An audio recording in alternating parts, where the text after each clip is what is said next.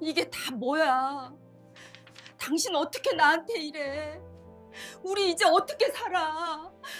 나는 내 평생을 부정하는 종이 한 장을 40해를 함께 산 남편의 얼굴 앞에 내밀었다. 잉크로 박힌 글자들이 검은 가시가 되어 내 눈을 찔러댔다. 이게 뭐예요? 목소리가 갈라지고 떨려서 남의 것처럼 어색했다. 얇은 가정용 건강검진 결과서 한 장이 천근만근의 무게로 내 손목을 짓눌렀다. 남편 김진태는 소파에 못 박힌 듯 앉아 텔레비전 화면에서 시선을 떼지 않았다. 드라마 속 젊은 배우들이 웃고 떠드는 소리가 이명처럼 멀었다. 여보, 나 당신한테 묻고 있잖아요. 그는 끝내 고개를 돌리지 않았다. 대신 마른 침을 삼키는 소리가 거실의 정적을 갈랐다. 그 소리가 내 남은 이성을 끊어내는 서슬퍼런 칼날 소리 같았다. 나는 테이블 위로 결과서를 내던졌다. 팔랑거리며 떨어진 종이 위에는 아들 민준의 이름과 함께 나와 남편 사이에서는 유전적으로 절대 나올 수 없다는 희귀 혈액형 판정이 선명하게 찍혀 있었다. 민준이 우리 아들 맞아요? 내 입에서 나온 말이라고는 믿을 수 없는 문장이었다. 평생을 아들 하나만 보고 살아온 내게 그것은 내 삶을 통째로 불태우는 질문이었다. 그제야 남편이 천천히, 아주 천천히 고개를 돌렸다. 70평생 고요한 연못 같던 그의 얼굴에 처음 보는 균열이 가 있었다. 파르르 떨리는 턱, 핏발선 눈, 금방이라도 바스러질 듯한 입술. 그는 죄인이었다. 대답해. 김진태 씨. 나의 절규에 남편의 어깨가 크게 움츠러들었다. 그는 떨리는 손으로 테이블 위에 담뱃갑을 더듬었지만 이내 포기하고 두 손으로 마른 세수를 했다. 깊은 침묵 끝에 그가 뱉어낸 한마디가 내 세상의 모든 소리를 지워버렸다. 미안하다. 쿵. 심장이 발밑으로 꺼지는 소리가 들렸다. 그 소리를 신호탄으로 불과 한 달 전 세상 가장 행복한 엄마였던 내 모습이 눈앞에서 산산조각 나 흩어지기 시작했다. 한 달 전 그날의 햇살은 유난히 따스했다. 거실 창으로 쏟아져 들어온 늦가을 볕이 내가 정성껏 닦아놓은 마룻바닥 위에서 금가루처럼 부서졌다. 구수한 된장찌개 냄새가 온 집안을 채우고 나는 세상에서 가장 행복한 여자의 미소를 짓고 있었다. 어머니, 저 왔어요. 현관문이 열리며 내 아들 민준이가 들어섰다. 그리고 그 뒤로 수줍게 따라 들어오는 예비 며느리 지우. 내 나이 68, 평생의 숙제를 다 끝낸 기분이었다. 번듯한 대기업 과장인 아들이 저렇게 예쁘고 현명한 짝을 데려와 결혼하겠다는데 이보다 더한 행복이 어디 있을까? 어이구, 우리 아들, 우리 예쁜 며느래기 왔구나. 나는 버선발로 뛰어나가 두 아이를 맞았다. 지우는 싹싹하게 웃으며 내 손에 과일 바구니를 안겨주었다. 어머니, 이거 좋아하신다고 해서요. 그 마음 씀씀이가 어찌나 고운지. 어머니, 지우가 할 말이 있대요. 식탁에 둘러앉아 막 밥을 한술 뜨려는데 민준이가 헛기침을 하며 운을 뗐다. 지우는 잠시 뜸을 들이다 조심스럽게 입을 열었다. 저 어머님, 아버님 다름이 아니라 저희 집안에서요. 결혼 전에 두 사람이 종합 건강검진을 한번 받아봤으면 하셔서요. 순간 숟가락을 든 손이 허공에서 멈칫했다. 건강검진이라니. 하지만 지우는 곧이어 차분하게 설명을 덧붙였다. 외할아버지 쪽으로 유전성 질환이 조금 있으셔서 혹시나 하는 마음에 저희 쪽에서 먼저 제안드리는 거예요. 불쾌하게 생각지 않으셨으면 좋겠어요. 나는 웃으며 고개를 저었다. 아이고 얘야. 그런 걸 가지고 뭘. 당연히 해야지. 요즘은 다들 그렇게 한다더라. 우리 집안은 대대로 건강 체질이라 걱정 하나 없지만 그래도 양가 어른들 마음 편하시게 해드리는 게 도리지. 과묵한 남편도 좋은 생각이다라며 고개를 끄덕였다. 그때까지만 해도 나는 그것이 우리 가족의 견고했던 성벽에 처음으로 금을 가게 할 비수일 거라고는 꿈에도 상상하지 못했다. 그저 예비 며느리의 사려 깊은 제안이 기특할 따름이었다. 그날 저녁 설거지를 하고 있는데 전화벨이 울렸다. 발신자 내 반쪽 수경이라는 글자를 보자 절로 미소가 지어졌다. 수경아. 웬일이야? 웬일은? 우리 민준이 결혼 준비는 잘 돼가나 궁금해서 전화했지. 예단은 뭘로 할 거고 함은 어떻게 할 건지 정했어? 이수경. 나와는 여고 시절부터 무려 50년을 함께한 친자매보다 더 가까운 내 유일한 친구. 화려한 외모에 성격도 시원시원해서 늘 주변에 사람이 들끓었지만 어쩐 일인지 평생을 혼자 살았다. 그래서인지 유독 우리 가족을 제 가족처럼 아꼈고 특히 민준이에게는 왕이모를 자처하며 뭐든 퍼주지 못해 안달이었다. 오늘 지우가 왔다 갔어. 어쩜 애가 그렇게 싹싹하고 예쁜지 몰라. 어머 정말. 아이고 우리 영숙이 복도 많다. 남편은 성실하지 아들은 저렇게 듬직하게 잘 컸지. 이제 들어오는 며느리까지 100점 만점이니. 세상에 부러울 게 없겠다 너는. 수경의 목소리에는 언제나처럼 진심 어린 축하와 아주 옅은 부러움이 섞여 있었다. 나는 그게 평생 혼자 살아온 친구의 외로움 때문이라고 생각했다. 건강검진 이야기를 꺼내자 수경은 뭐가 그리 재미있는지 한참을 웃었다. 요즘 애들은 참 별나다. 우리 땐 사주단자만 주고받아도 벌벌 떨었는데. 그래도 뭐 해서 나쁠 건 없지. 우리 민준이 몸 건강한 거야 내가 보증하는데 뭘. 우리 민준이. 수경이는 늘 민준이를 그렇게 불렀다. 나는 그 말이 그렇게 정겨울 수가 없었다. 내 행복을 제 행복처럼 기뻐해주는 친구가 있다는 사실에 가슴 벅찼다. 아, 나는 정말로 세상 모든 것을 다 가진 여자였다. 며칠 뒤 민준이와 지우는 연차를 내고 병원에 다녀왔다. 결과는 2주 뒤에 집으로 우편 발송된다고 했다. 나는 그 사실조차 까맣게 잊고 예단이며 혼수 목록을 짜느라 정신없는 하루하루를 보냈다. 문제의 우편물이 도착한 것은 비가 추적추적 내리던 오후였다. 나는 막 부치려던 김치전을 뒤집으며 무심코 우편함을 열었다. 각종 고지서들 사이에 껴있는 큼지막한 병원 봉투. 아, 맞다. 건강검진. 나는 대수롭지 않게 봉투를 뜯어 식탁 위에 던져두었다. 뻔한 결과일 텐데. 모든 수치 정상. 평생을 그렇게 살아왔으니까. 그날도 수경에게서 전화가 걸려왔다. 결혼식 때 입을 한복 색깔을 골라달라는 성화였다.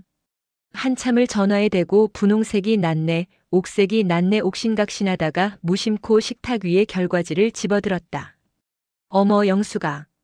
근데 너 혈액형 O형 맞지? 진태 씨는 O형이고. 응. 왜? 아니 그냥. 민준이는 그럼 무슨 형이야? O형 아니면 O형이겠네. 수경의 뜬금없는 질문에 나는 결과지의 혈액형 칸을 들여다보았다. 그리고 내 숨이 멎었다. 김민준. 혈액형 CIS-AB형 희귀. 특이사항 부모 O형, O형 혈액형 조합으로는 발현 불가능한 유전형질임. 손에 들고 있던 전화기를 떨어뜨렸다. 수화기 너머에서 영수가. 박영숙. 왜 그래? 하고 외치는 수경의 목소리가 아득하게 멀어졌다. 나는 아무 소리도 들리지 않았다. 눈앞에 박힌 발현 불가능이라는 6글자가 내 의식을 통째로 집어삼키고 있었다. 실수일 거야. 병원에서 뭔가 착오가 있었던 거겠지. 나는 떨리는 손으로 결과지를 구겨 서랍 깊숙한 곳에 처박았다. 민준이나 지우에게 남편에게도 이 사실을 알릴 수 없었다. 좋은 날 앞두고 괜한 소란을 만들고 싶지 않았다. 다음 날 바로 병원에 전화해서 정정을 요구해야겠다고 마음먹었다. 하지만 그날 밤 나는 잠을 이룰 수 없었다. 쿵쾅거리는 심장을 안고 어둠 속에서 뒤척이는데 뇌리에서 수십 년 전의 기억들이 먼지처럼 피어올랐다. 남편의 이상한 행동들. 민준이가 갓난아기였을 때 그는 유독 아이를 안아보는 것을 어색해했다. 밤에 아이가 울면 나를 깨울지언정 먼저 달려가는 법이 없었다. 나는 그저 초보 아빠의 서툰 모습이라고만 생각했다. 조금 더 커서는 아이의 얼굴을 빤히 들여다보다가 길게 한숨을 내쉬곤 했다. 왜 그러냐고 물으면 아니다라며 고개를 젓던 그의 그늘진 얼굴. 그리고 수경. 민준이가 아플 때면 나보다 더 기겁하며 병원으로 달려오던 친구. 아이의 돌잔치 날 내 아들 민준이의 첫 생일을 축하하며라고 쓴 금반지를 선물하며 눈물을 펑펑 쏟던 모습. 나는 그저 아이가 없는 친구의 유난스러운 애정이라고만 여겼다. 의심은 꼬리에 꼬리를 물고 나를 잠식했다. 아니야. 아닐 거야. 50년 지기 친구와 40년 해로한 남편을 의심하는 건 죄악이야. 나는 고개를 흔들며 억지로 기억들을 지웠다. 다음 날 나는 병원에 전화를 걸 용기를 내지 못했다. 혹시나 만에 하나 실수가 아니다라는 대답을 들을까봐 두려웠다. 대신 나는 다락방으로 향했다. 먼지 쌓인 이삿짐 상자들. 그 속에서 낡은 앨범들을 꺼내기 시작했다. 수십 권의 앨범을 넘기고 또 넘겼다. 민준이의 100일 사진, 돌 사진, 유치원 입학식 모든 사진 속에서 나는 행복하게 웃고 있었다. 그런데 한 장의 사진 앞에서 내 손가락이 멈췄다. 민준이가 5살 때쯤 함께 떠났던 강릉 여행 사진이었다.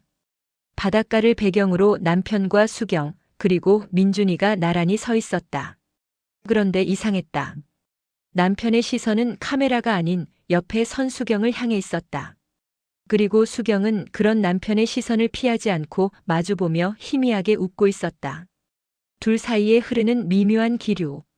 왜 나는 지금껏 이것을 보지 못했을까? 가슴이 철렁 내려앉았다. 나는 미친 사람처럼 다른 상자들을 뒤지기 시작했다. 남편이 총각 시절부터 쓰던 낡은 나무 괴짝이 눈에 띄었다. 자물쇠로 잠겨 있었다. 나는 이성을 잃고 서랍에서 망치를 꺼내와 자물쇠를 부쉈다. 괴짝 안에는 낡은 책 몇 권과 빛바랜 서류들이 전부였다. 실망하며 손을 빼려던 순간 책갈피 사이에 끼워진 낡은 편지 봉투 하나가 손끝에 걸렸다. 수신인 김진태 귀하. 발신인의 이름은 없었다. 하지만 나는 그 우아하면서도 힘있는 글씨체를 보자마자 누구인지 알 수 있었다. 수경이었다. 떨리는 손으로 편지를 펼쳤다. 1988년 가을. 민준이가 태어나기 직전의 날짜였다. 진태 씨에게 우리의 잘못이 한 생명을 만들었다는 걸 알게 되었을 때 나는 모든 걸 끝내고 싶었소. 하지만 당신이 말렸지. 영숙이에게 평생 속죄하며 살겠다고 아이만큼은 세상의 빛을 보게 해주자고.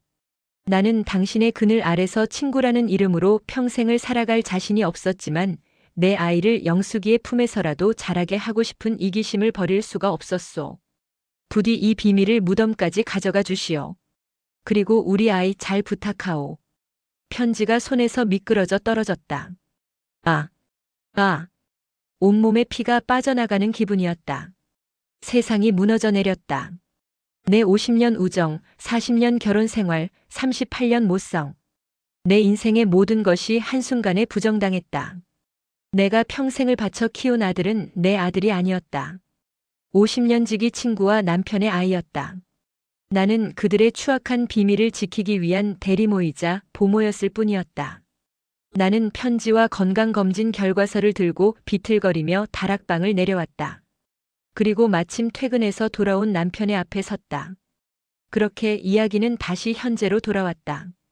남편의 미안하다는 한마디에 나는 무너져 내렸다. 다리에 힘이 풀려 그 자리에 주저앉았다. 눈물조차 나오지 않았다. 텅 빈 눈으로 남편을 올려다보았다. 저 사람이 내가 사랑했던 남편 김진태가 맞나? 내 아들 민준이의 자랑스러운 아버지가 맞나? 그는 내게 가장 끔찍한 사기극을 벌인 주범이었고 나는 가장 어리석은 피해자였다. 어떻게 나한테 이럴 수가 있어요? 영수가. 내 이름 부르지 마. 당신이 어떻게 수경이가 어떻게 나한테. 나는 울부짖으며 바닥을 쳤다.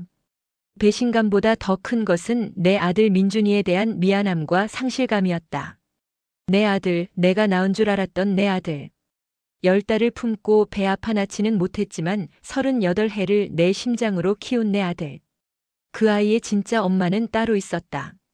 내 가장 친한 친구라는 가면을 쓴 악마가. 나는 바닥에 주저앉은 채로 얼마나 있었을까. 시간 감각이 사라진 공간, 남편의 숨소리와 텔레비전 속 드라마의 배경음악만이 유령처럼 떠다녔다. 미안하다니. 저 세 글자의 40년 세월의 무게가 내 청춘의 모든 순간이 먼지처럼 흩어졌다. 나는 기어가는 사람처럼 남편의 무릎을 붙잡았다. 차라리 거짓말이라고 홧김에 해본 소리라고 소리쳐주길 바라는 마지막 발악이었다. 언제부터였어요? 쉰 목소리가 뱀처럼 바닥을 기었다. 남편은 회색빛으로 질린 얼굴로 허공을 응시했다. 그의 입이 아주 느리게 녹슨 기계처럼 열렸다. 민준이 갖기 1년 전쯤이었을 거요. 그의 고백은 과거의 묘비를 파헤치는 삽질 소리처럼 둔탁했다. 회사 일로 힘들고 당신과는 사소한 다툼으로 서먹했던 시절. 술에 취해 비틀거리던 밤이면 늘 그를 위로해주던 사람이 수경이었다고 했다. 친구의 남편이라는 선을 아슬아슬하게 넘나들던 위로는 어느 축축한 여름밤 돌이킬 수 없는 실수로 이어졌다. 그저 하룻밤의 불장난. 그렇게 덮으면 영원히 모를 줄 알았던 비밀. 그런데 수경이가 아이를 가졌소. 아이를 지우겠다며 우는데 차마 내 핏줄을 내 손으로 죽일 수는 없었소. 그의 목소리는 죄책감이 아니라 무슨 대단한 선심이라도 쓴 사람처럼 미세한 자기 연민에 젖어 있었다. 나는 기가 막혀 웃음이 터져 나왔다. 헛웃음이 폐부를 찢는 기침으로 변했다. 내 핏줄? 그럼 나는 당신 아내 아니었나? 남편은 내 반응은 아랑곳하지 않고 제 변명을 이어갔다. 절망에 빠져있던 그때 운명의 장난처럼 내가 유산을 했다. 임신 5개월 그토록 기다렸던 첫 아이를 잃고 내가 피눈물을 흘리며 몸져 누웠을 때 이 두 사람은 악마의 계획을 세웠다. 수경이가 당신이 너무 상심해서 몸이라도 상할까봐 걱정했어. 그래서 자기가 낳을 아이를 당신 아이로 하자고 당신이 아이를 잃은 슬픔에서 벗어날 수만 있다면 평생 그림자처럼 살겠다고. 수경이가 나를 걱정해? 그 말이 세상에서 가장 잔인한 농담처럼 들렸다. 내 슬픔을 방패 삼아 자신의 죄를 씻고 내 품을 빌려 제 아이를 키우려 했던 그들의 계획. 내가 아이를 잃고 병실에 누워 식음을 전폐하고 있을 때 남편은 밤마다 수경의 부른 배를 어루만지며 새로운 생명을 기다렸을 것이다. 50년 지기 내 친구는 내 등을 토닥이며 위로하는 척하면서 뱃속의 아이에게 내 모든 것을 물려줄 계획을 세우고 있었을 것이다. 그래서 민준이가 태어났을 때 당신이 그토록 어색해했던 거군요. 밤에 애가 울어도 못 들은 척 안아보려 하지도 않았던 게. 내 질문에 남편은 고개를 숙였다. 얼굴을 볼 수가 없었소. 아이 얼굴 위로 당신 얼굴이 겹쳐 보여서 죄책감. 그럴듯한 단어로 포장된 그의 비겁함에 신물이 올라왔다. 나는 남편의 무릎을 밀치고 자리에서 일어났다. 더는 듣고 싶지 않았다. 이 집의 모든 가구와 벽지, 내 손때가 묻은 모든 물건이 나를 기만하는 증거물처럼 보였다. 40년간 내가 쌓아 올린 이 성은 사실은 그들의 비밀을 지키기 위한 거대한 감옥이었다. 나가요. 여보. 나가. 당장 내 눈앞에서 사라져.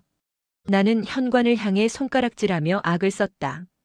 남편은 잠시 머뭇거리다 죄인처럼 고개를 떨군 채 조용히 집을 나섰다. 텅 빈 거실, 나는 무릎을 꿇고 아이처럼 울부짖었다.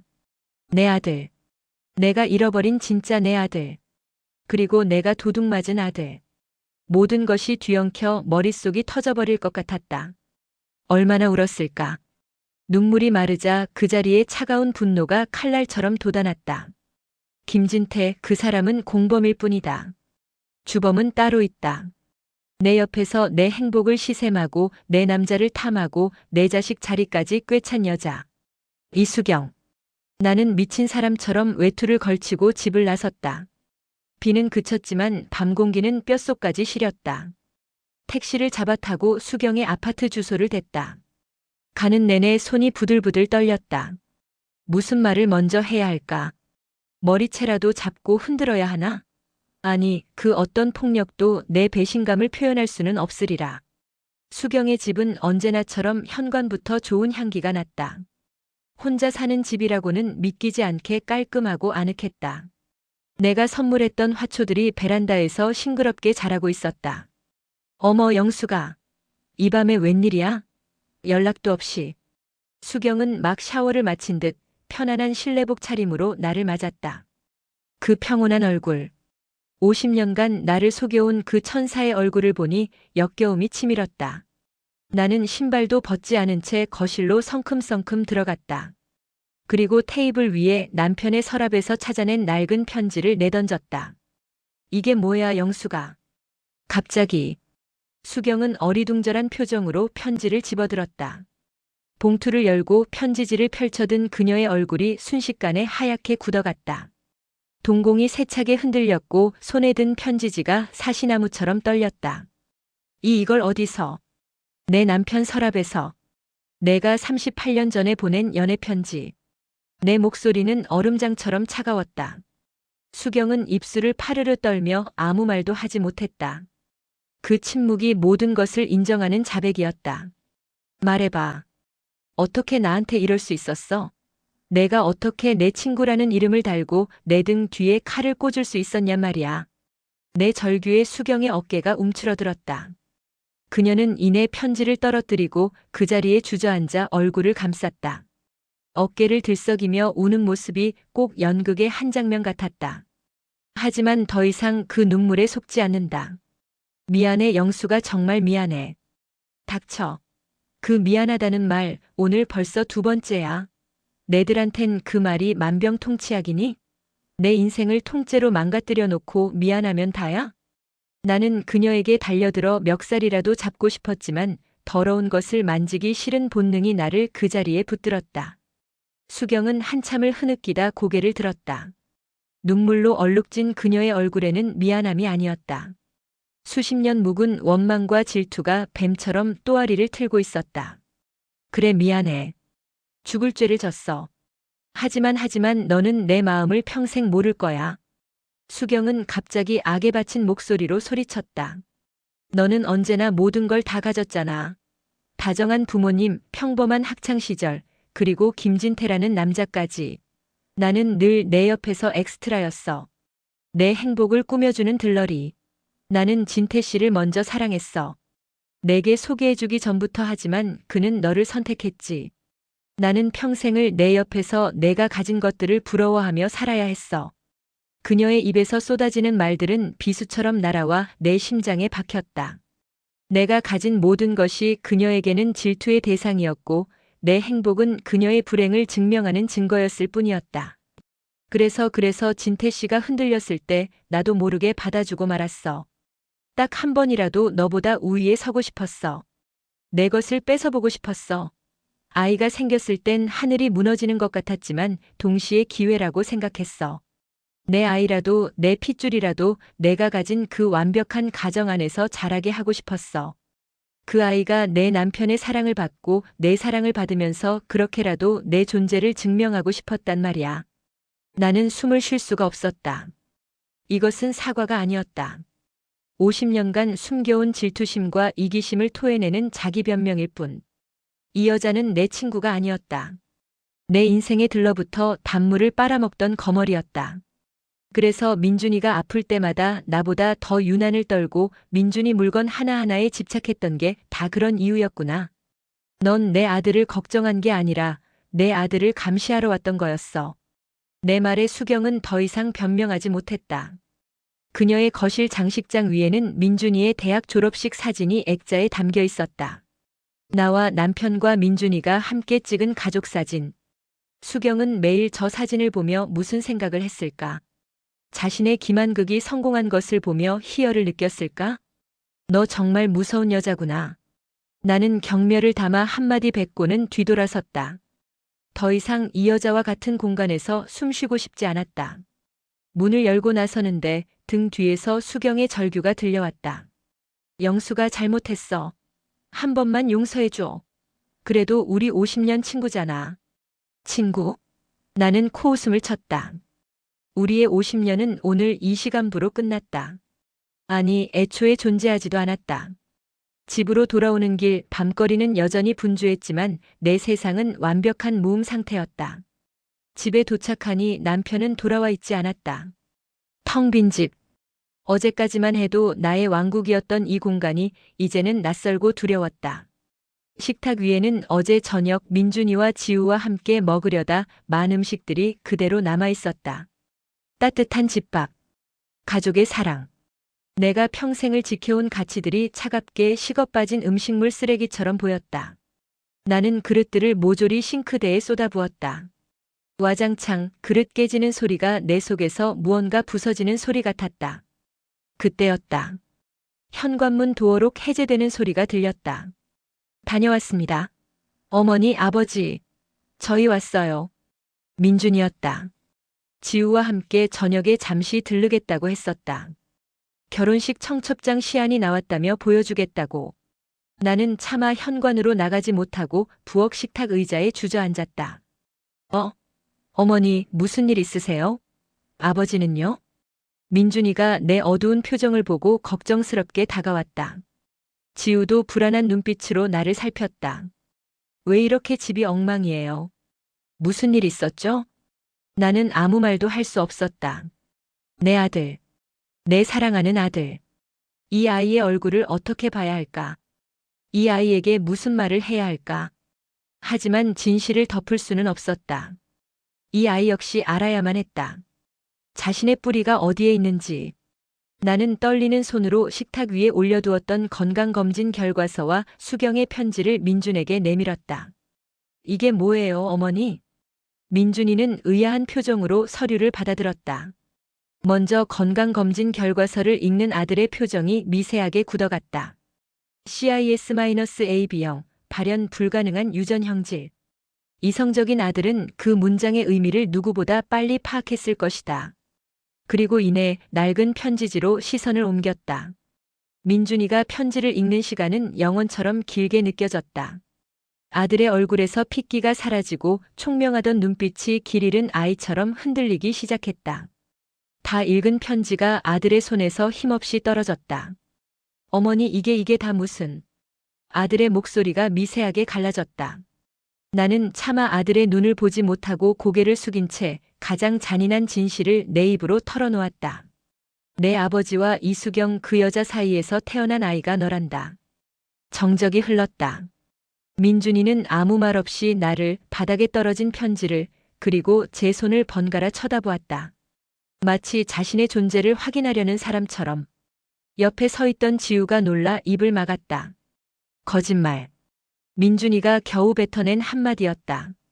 거짓말이죠? 어머니. 이거 다 아니죠? 장난치는 거죠, 지금? 아들은 나에게 필사적으로 매달렸다. 제발 아니라고, 이 모든 게 끔찍한 악몽일 뿐이라고 말해달라는 눈빛이었다. 나는 그저 고개를 가로젓는 것밖에는 할 수 없었다. 그것이 내가 내 아들에게 해줄 수 있는 유일한 진실이었다. 아! 민준이는 비틀거리며 뒷걸음질 쳤다. 존경했던 아버지, 세상에서 가장 자애로운 어머니, 따뜻했던 왕이모. 자신의 세계를 구성하던 모든 믿음이 한꺼번에 무너져 내리는 표정이었다. 그는 거실 벽에 등을 기댄 채 그대로 주저앉았다. 그럼 나는 누구예요? 나는 도대체 누구 아들인 거예요? 아들의 공허한 질문이 내 심장을 갈갈이 찢어 놓았다. 나는 아무런 대답도 해줄 수 없었다. 그 순간 문이 열리고 남편이 들어왔다. 민준이는 고개를 들어 남편을, 자신의 아버지를 짐승 같은 눈으로 노려보았다.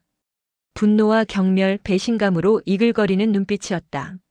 모든 상황을 파악한 남편은 그 자리에 얼어붙었다. 나가. 민준이의 입에서 나온 얼음 같은 한마디였다. 내 눈앞에서 사라지라고요, 당신. 그것은 아들이 아버지에게 처음으로 내뱉은 거부였다. 자신의 삶 전체를 부정하는 처절한 절규였다. 민준이는 더 이상 그곳에 머물 수 없다는 듯 비틀거리며 일어나 현관으로 향했다. 민준 씨. 지우가 다급하게 그의 뒤를 쫓았다. 나는 무너져 내리는 아들의 뒷모습을 보며 손을 뻗었지만 그 무엇도 잡을 수 없었다. 쾅 하고 닫히는 현관문 소리가 우리 가족의 완벽했던 세계의 마침표를 찍는 소리처럼 온 집안을 울렸다. 쾅 하고 닫힌 현관문이 내 심장에 박힌 대목 같았다. 마지막 남은 세상의 소리가 그것을 끝으로 완전히 사라졌다. 거실에는 나와 남편 단 두 사람만이 섬처럼 남았다. 아니, 남편이라는 호칭도 이제는 사치였다. 내 앞에 서 있는 것은 40년간 동고동락한 반려자가 아니라 내 인생을 송두리째 훔쳐간 낯선 남자 김진태라는 이름의 죄인이었다. 그는 망연자실한 얼굴로 현관문 쪽을 바라보다 이내 고개를 돌려 나를 보았다. 그 눈에 담긴 것은 후회였을까, 아니면 이제야 모든 것이 끝났다는 안도였을까? 그는 내게 다가와 무어라 말을 하려 입을 달싹였다. 영수가, 일단 앉아서. 그 손 치워. 내 어깨를 감싸려던 그의 손을 나는 벌레라도 떼어내듯 매몰차게 쳐냈다.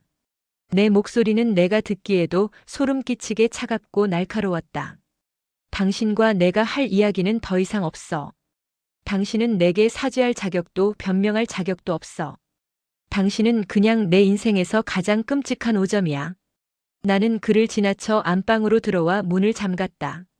우리가 함께 썼던 침대, 그의 옷가지가 걸린 옷장, 나란히 놓인 칫솔. 집안의 모든 것이 역겨웠다. 나는 침대에 걸터앉지도 못하고 차가운 바닥에 주저앉았다.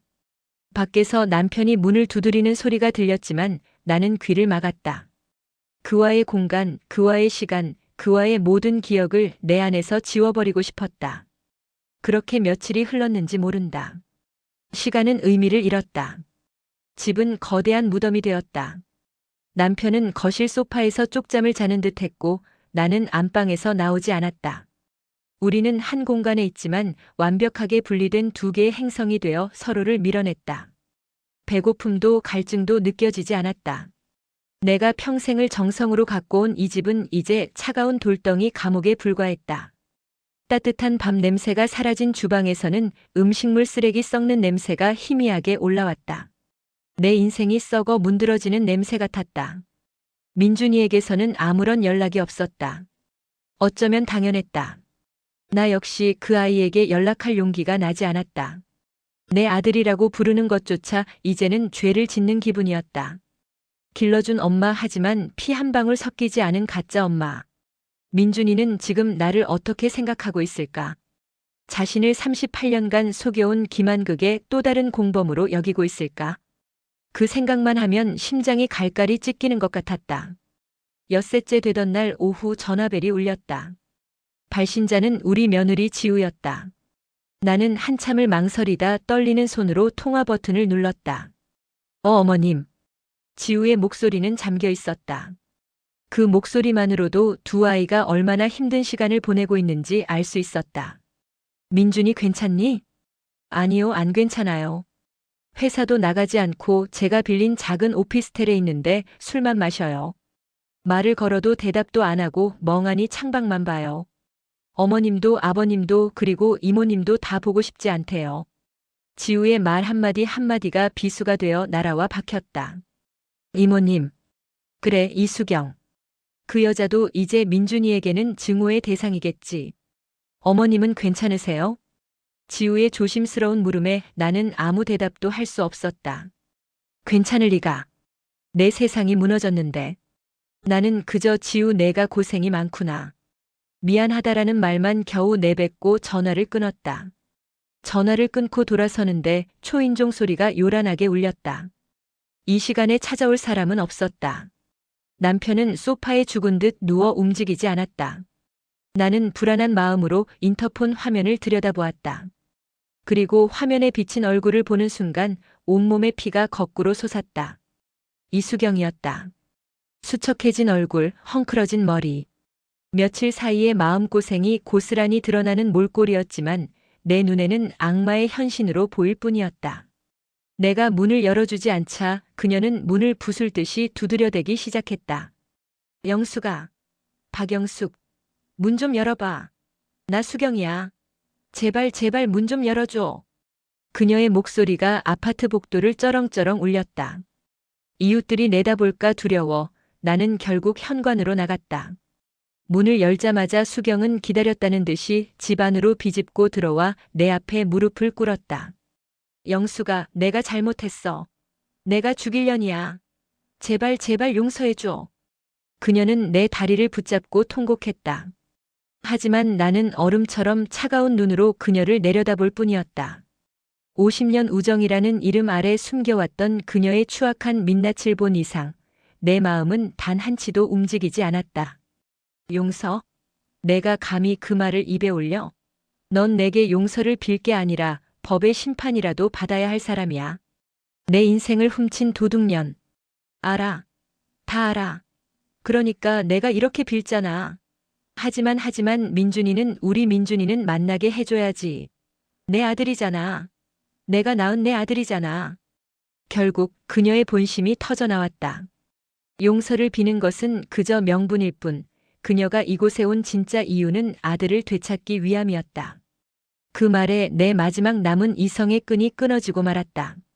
내 아들. 어디서 그 더러운 입으로 내 아들 소리를 해. 나는 그녀를 뿌리치고 소리쳤다. 그래, 내 배 아파 나았겠지. 하지만 그뿐이잖아. 민준이가 열이 펄펄 끓어 밤새 내 품에서 울 때 너는 어디 있었어? 처음 자전거를 배우다 넘어져 피가 철철 나는 무릎을 부여잡고 울 때. 내가 약 발라줬어? 입학식 날, 졸업식 날, 군대 가는 날 눈물 흘리며 배웅한 게 너였냐고. 아이를 낳기만 하면 다 엄마야? 38년 세월 동안 내 모든 걸 바쳐 키운 건 나야. 민준이는 내 아들이야, 내 아들이라고. 내 절규에 수경도 붉어진 눈으로 맞섰다. 그녀는 무릎을 꿇은 채 상체를 일으켜 내게 악을 썼다. 그럼 넌 그 세월 동안 행복했잖아. 남들은 다 널 민준이 엄마로 알고 넌 민준이 재롱 보면서 웃고 엄마 소리 들으면서 세상 모든 걸 가진 것처럼 살았잖아. 그 시간 동안 난 뭐였는데? 내 아들이 널 보고 엄마라고 부르는 걸 옆에서 지켜봐야 했던 내 심정은 어땠을 것 같아. 민준이가 아플 때마다 다칠 때마다 내 심장은 갈갈이 찢어졌어. 가까이 있으면서도 엄마라고 말 한마디 못하고 안아주고 싶어도 이모라는 이름 뒤에 숨어야 했던 내 고통을 내가 알아. 기가 막혔다. 자신의 죄악을 고통이라는 이름으로 포장하는 뻔뻔함에 치가 떨렸다. 고통? 그게 왜 내 탓이야? 내가 자초한 일이잖아. 내 이기심과 질투가 만든 지옥을 왜 나한테 와서 원망해? 넌 민준이를 사랑한 게 아니야. 넌 그저 나에 대한 복수심으로 내 더러운 욕망의 증거물로 민준이를 이용했을 뿐이야. 넌 엄마 자격 없어. 우리의 대화는 더 이상 말이 아니었다. 서로의 심장을 핥히는 짐승의 울부짖음이었다. 그때 소파에 누워있던 남편이 비틀거리며 다가와 수경의 팔을 잡아 끌었다. 수경아, 그만해. 여기서 이럴 게 아니야. 어서 가. 이거 놔, 진태씨. 나 오늘은 끝을 봐야겠어. 박영숙, 너 잘 들어. 이제 모든 게 밝혀졌어. 민준이도 다 알았다고. 이제 더 이상 숨길 필요 없어. 민준이, 이제 내가 데려갈 거야. 낳아준 엄마한테로 가는 게 맞아. 피는 물보다 진한 법이야. 수경의 그 마지막 한마디가 나를 완전히 미치게 만들었다. 나는 부엌으로 달려가 과도를 집어들었다. 시퍼렇게 날이 선 칼끝을 수경에게 겨누었다. 나가. 내 입에서 나온 것은 사람의 목소리가 아니었다. 지옥의 밑바닥에서 끓어오르는 악귀의 소리였다. 한 번만 더 내 앞에서 내 아들 소리 짓거리면 그땐 내 손에 죽을 줄 알아. 당장 내 집에서, 내 인생에서, 내 아들 인생에서 꺼져. 내 눈에 서린 살기를 본 수경의 얼굴이 공포로 하얗게 질렸다. 남편도 기겁하며 내 앞을 막아섰다. 영수가 왜 이래? 칼 내려놔. 제발. 비켜. 당신도 공범이야. 당신도 저 여자랑 똑같아. 나는 남편까지 밀치며 수경에게 다가갔다. 수경은 비명을 지르며 뒷걸음질 치다가 결국 현관문 밖으로 도망치듯 뛰쳐나갔다. 쾅 하고 문이 닫히고 나서야 나는 손에 든 과도를 바닥에 떨어뜨렸다. 땡그랑 하고 날카로운 쇠 부딪히는 소리가 나고 나는 그 자리에 무너져 내렸다. 온몸에 힘이 다 빠져나갔다. 남편이 다가와 나를 부축하려 했지만 나는 그의 손길을 거부했다. 나는 아무도 없는 허공을 향해 미친 사람처럼 웃기 시작했다. 하하하하 눈에서는 눈물이 비오듯 쏟아지는데 입은 미친 듯이 웃고 있었다. 내 인생이 코미디였다. 세상에서 가장 슬프고 잔인한 코미디. 나는 그 코미디의 주인공이자 가장 멍청한 광대였다. 그날 이후 나는 정말로 모든 것을 놓아버렸다. 남편은 며칠 뒤 자신의 짐을 챙겨 집을 나갔다. 어디로 갔는지 묻지 않았다. 궁금하지도 않았다. 집에는 완벽한 정막만이 남았다. 나는 밥도 먹지 않고 잠도 자지 않았다. 그저 거실 소파에 앉아 멍하니 창밖만 바라보았다. 창밖의 세상은 여전히 분주하게 흘러가는데 내 시간은 1988년의 어느 날에 멈춰버렸다. 민준이의 어릴 적 사진들이 담긴 앨범을 꺼내보았다. 우유를 먹다 잠든 갓난아기 시절의 얼굴, 아장아장 걸음마를 떼던 모습, 유치원 재롱잔치에서 율동을 하던 귀여운 몸짓. 사진 속의 나는 언제나 행복하게 웃고 있었다. 이 모든 것이 거짓이었다. 나는 내 것이 아닌 행복을 도둑질해서 누리고 있었던 것이다. 이 아이는 내게 잠시 맡겨진 남의 자식이었을 뿐이다. 나는 배신감과 상실감을 넘어 내 존재 자체가 부정당하는 깊은 절망의 늪으로 빠져들었다. 모든 것을 끝내고 싶다는 생각이 스멀스멀 피어올랐다. 이렇게 사느니 차라리. 그때 다시 전화벨이 울렸다. 지우였다. 받지 않으려 했는데 벨소리는 끈질기게 이어졌다. 마지못해 전화를 받자 지우의 다급한 목소리가 들려왔다. 어머님, 민준 씨가 수경 이모님 댁에 찾아갔어요. 순간 심장이 쿵 내려앉았다. 뭐라고? 두 분이 심하게 다투신 것 같아요. 저도 뒤늦게 쫓아갔는데 민준 씨가 이모님한테 당신은 내 어머니가 아니라고 내 인생을 망친 죄인일 뿐이라고 소리치는 걸 들었어요. 그리고는 뛰쳐나왔는데 상태가 너무 안 좋아요. 지금은 겨우 달래서 오피스텔로 돌아왔는데 열이 펄펄 끓고 계속 헛소리를 해요. 어머니 하고 어머님만 찾아요. 지우의 마지막 말. 어머니만 찾아요. 그 한마디가 내 귓가에 번개처럼 내리꽂혔다. 캄캄했던 내 절망의 동굴 속으로 한 줄기 빛이 비집고 들어오는 것 같았다. 민준이가 내 아들이 나를 찾는다고. 피 한 방울 섞이지 않은 이 가짜 엄마를. 나는 수화기를 붙든 채 한참을 아무 말도 하지 못했다. 눈물이 뺨을 타고 흘러내렸다. 그것은 절망의 눈물이 아니었다. 지난 며칠간 흘렸던 것과는 다른 뜨거운 무언가가 내 안에서 다시 차오르는 느낌이었다. 어머님 민준 씨한테는 어머님이 필요해요. 낳아주신 분이 누구인지는 이제 중요하지 않아요. 민준 씨의 세상에는 어머니가 박영숙 어머님 한 분뿐이에요. 지우의 현명하고 따뜻한 말이 내 굳어있던 심장을 녹였다. 그래, 진실이 무엇이든 과거가 어떻든 피가 섞였든 아니든 나는 김민준의 어머니다. 내가 38년간 사랑으로 길러낸 내 아들이다. 그 사실만큼은 그 누구도 부정할 수 없다. 남편의 배신도 친구의 기만도 그 무엇도 내가 민준이의 엄마라는 사실을 지울 수는 없다. 나는 자리에서 벌떡 일어났다. 거울 앞에 섰다. 며칠 사이 흉하게 늙어버린 유령 같은 내 모습이 보였다. 나는 욕실로 들어가 찬물로 세수를 했다. 정신이 번쩍 들었다. 싸워야 했다. 이 지긋지긋한 운명과 나를 무너뜨리려는 절망과 싸워야 했다. 무엇보다 내 아들을 지켜내야 했다. 자신의 뿌리가 흔들려 길을 잃고 쓰러져 있는 내 아들을 내가 일으켜 세워야 했다. 낳은 정이 아니라 기른 정으로 피보다 진한 사랑의 힘으로 내가 너의 진짜 엄마임을 증명해 보이리라. 나는 외투를 걸쳤다. 그리고 며칠 만에 처음으로 현관문 손잡이를 잡았다.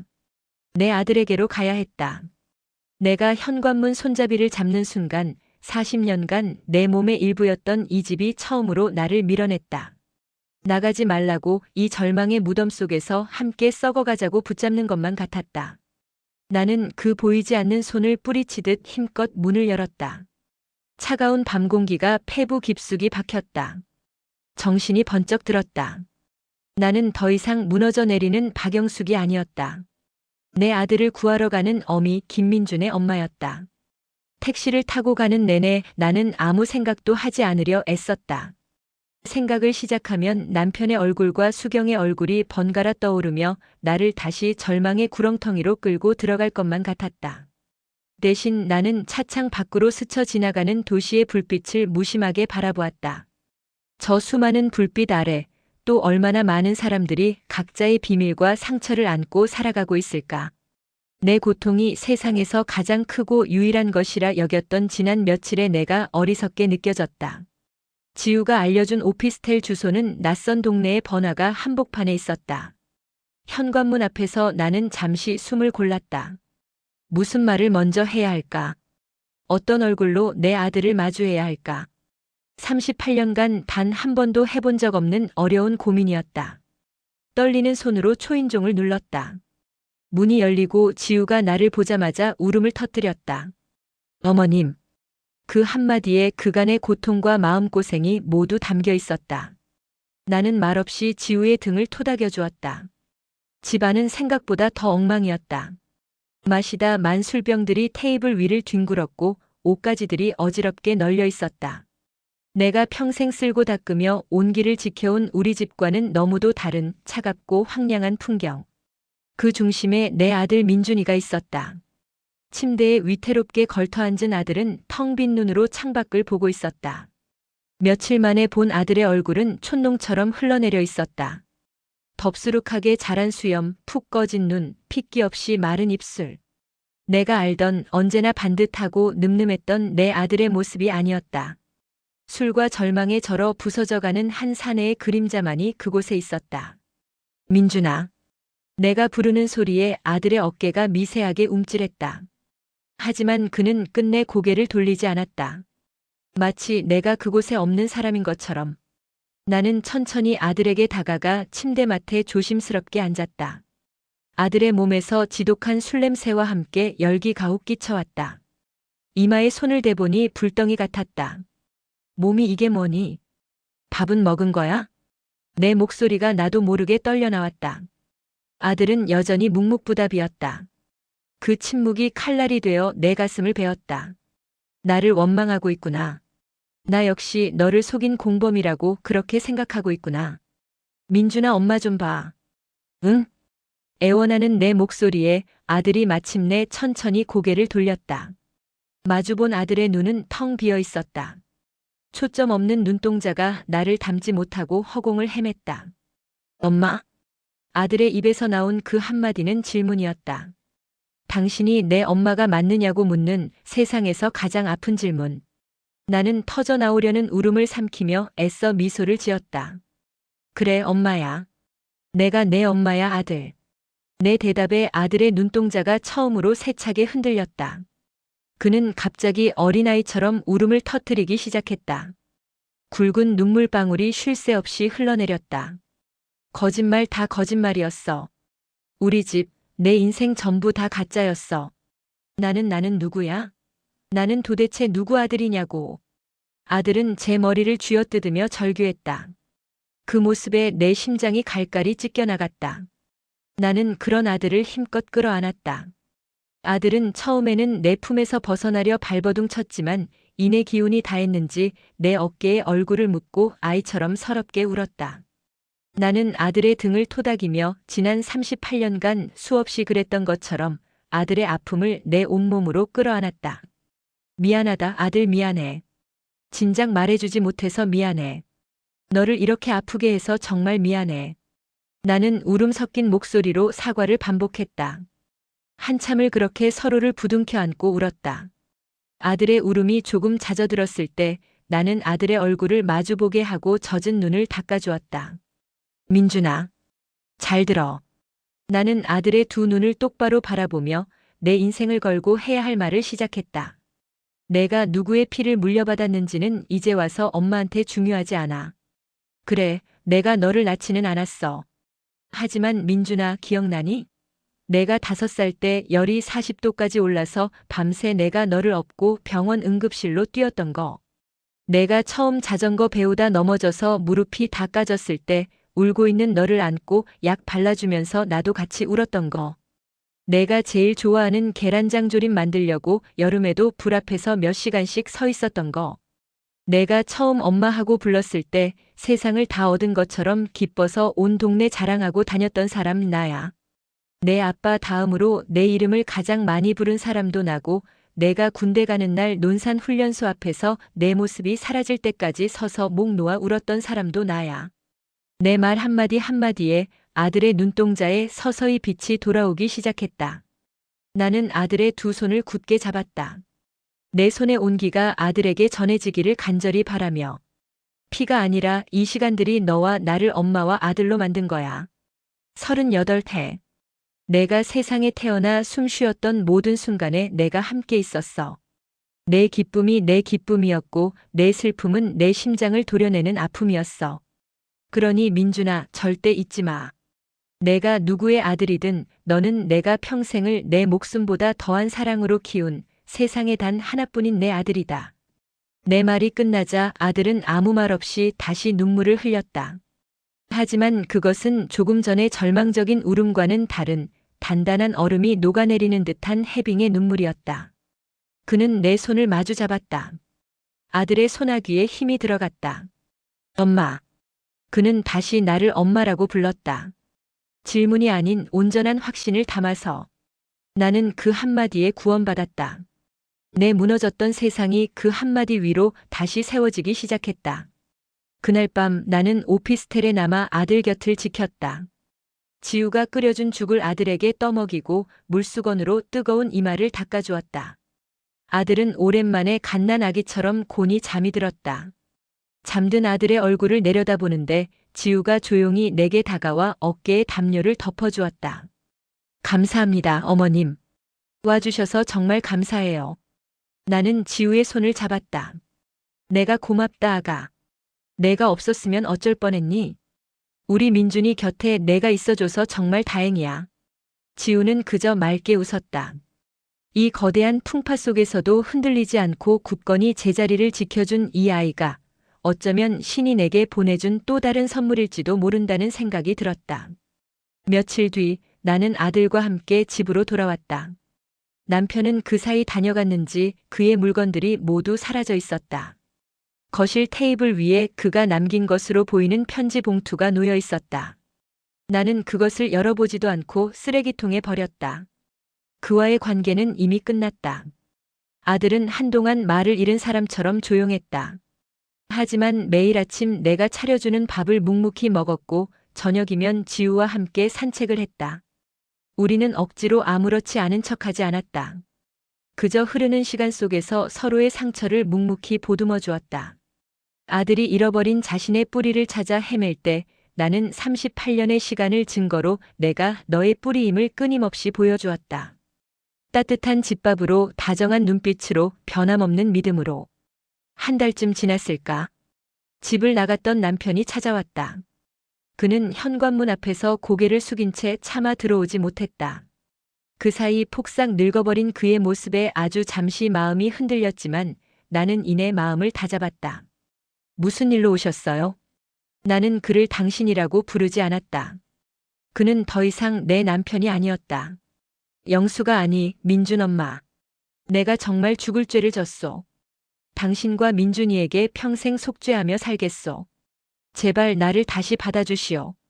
그는 무릎이라도 꿇을 기세였다. 하지만 내 마음은 이미 굳게 닫혀 있었다. 받아주고 말고 할 게 없어요. 우리는 이미 끝났으니까. 민준이를 봐서라도 아비 없는 자식으로 만들 수는 없지 않소. 그의 말에 나는 헛웃음을 쳤다. 민준이 아버지는 김진태 씨 당신이 맞아요. 그 사실은 변하지 않아요. 그러니 아들로서의 도리는 하게 할 겁니다. 하지만 우리는 이제 부부가 아니에요. 이 집에서 당신이 머물 공간은 더 이상 없어요. 우리는 그저 김민준의 아버지, 김민준의 어머니일 뿐이에요. 그 이상도 그 이하도 아닙니다. 나의 단호한 말에 그는 결국 눈물을 보이며 돌아섰다. 나는 그를 용서할 수 없었다. 어쩌면 평생 죽을 때까지도. 하지만 아들을 위해 아버지라는 존재를 완전히 지워버리는 잔인한 짓은 하지 않을 생각이었다. 그것이 내가 내 아들에게 해줄 수 있는 마지막 배려였다. 이수경에게서는 그 후로 몇 번이나 연락이 왔다. 문자와 전화 심지어는 집 앞에 찾아와 몇 시간씩 서 있기도 했다. 하지만 나는 단 한 번도 만나주거나 답을 하지 않았다. 내 인생에서 이수경이라는 이름은 이제 완벽하게 지워졌다. 50년의 우정은 배신이라는 이름의 죄가 되어 바람에 흩어졌다. 그녀의 죄는 그녀 스스로 평생 짊어지고 가야 할 몫이었다. 계절이 2번 바뀌었다. 아픈 상처 위로 더디게 새살이 돋아나는 시간이었다. 아들은 다시 회사에 나가기 시작했고 예전처럼 웃음을 되찾았다. 물론 그 웃음 뒤에 남은 깊은 그늘을 나는 알고 있었다. 하지만 그 상처를 억지로 들추어내기보다 그저 묵묵히 곁을 지켜주는 것이 내가 할 일이라는 것도 깨달았다. 어느 주말 저녁 민준이와 지우는 내 앞에 나란히 앉아 조심스럽게 입을 열었다. 어머니, 저희 다시 결혼 준비 시작하려고요. 민준이의 말에 나는 가슴이 벅차올랐다. 대신 예전에 계획했던 것처럼 크고 화려하게는 안 할 거예요. 그냥 정말 가까운 분들만 모시고 조용히 저희 둘의 시작을 약속하는 자리로 만들고 싶어요. 지우가 따뜻한 미소로 덧붙였다. 나는 두 아이의 손을 꼭 잡아주었다. 그래. 그러렴. 너희 둘만 행복하면 되는 거지. 다른 게 뭐가 중요하겠니? 그렇게 몇 주 뒤 따스한 봄 햇살이 가득한 작은 예식장에서 민준이와 지우의 결혼식이 열렸다. 하객은 양가 식구들과 정말 가까운 친구 몇몇이 전부였다. 나는 곱게 한복을 차려입고 신랑 어머니 자리에 앉았다. 내 옆자리에는 남편이, 아니 민준이 아버지가 어색한 표정으로 앉아 있었다. 우리는 예식이 진행되는 내내 단 한마디도 나누지 않았다. 하지만 서로의 존재를 부정하지도 않았다. 그것이 우리에게 주어진 새로운 관계의 형태였다. 줄에 없는 예식, 두 사람은 서로에게 쓴 편지를 읽으며 사랑을 서약했다. 민준이는 편지를 읽던 중 잠시 나를 바라보았다. 그리고 세상에서 저를 가장 사랑해 주시는 저의 어머니. 어머니의 아들로 태어나고 자랄 수 있어서 제 인생은 더없이 행복했습니다. 어머니가 제게 주신 사랑, 이제 제가 지우와 함께 나누며 더 큰 사랑으로 갚아나가겠습니다. 사랑합니다, 어머니. 아들의 담담한 고백에 나는 끝내 참았던 눈물을 터뜨리고 말았다. 주위의 시선도 아랑곳하지 않고 소리내어 울었다. 하지만 그것은 슬픔의 눈물이 아니었다. 고통과 절망의 시간을 이겨내고 마침내 진정한 행복을 찾아가는 내 아들에 대한 대견함과 감사함 그리고 벅찬 사랑의 눈물이었다. 나는 눈물로 얼룩진 얼굴을 들어 활짝 웃었다. 내 평생을 부정했던 한 장의 종이. 그 위에서 시작된 비극은 우리 가족을 산산조각 냈지만 우리는 흩어진 조각들을 피보다 진한 사랑으로 다시 붙여냈다. 예전처럼 완벽하고 매끄러운 모양은 아닐지라도 그 어떤 시련에도 깨지지 않을 단단한 모습으로. 신랑 어머니 자리에 앉은 나는 아픈 진실 위에서 더 눈부시게 피어난 내 아들의 새로운 시작을 세상에서 가장 행복한 미소와 눈물로 축복하고 있었다. 내 인생의 가장 혹독했던 겨울은 가고 마침내 따스한 봄이 오고 있었다. 가슴 아픈 진실을 넘어선 영숙 씨와 민준이의 사랑, 여러분은 어떻게 보셨나요? 진정한 가족의 의미에 대해 댓글로 생각을 들려주세요. 채널 구독과 좋아요는 큰 힘이 됩니다.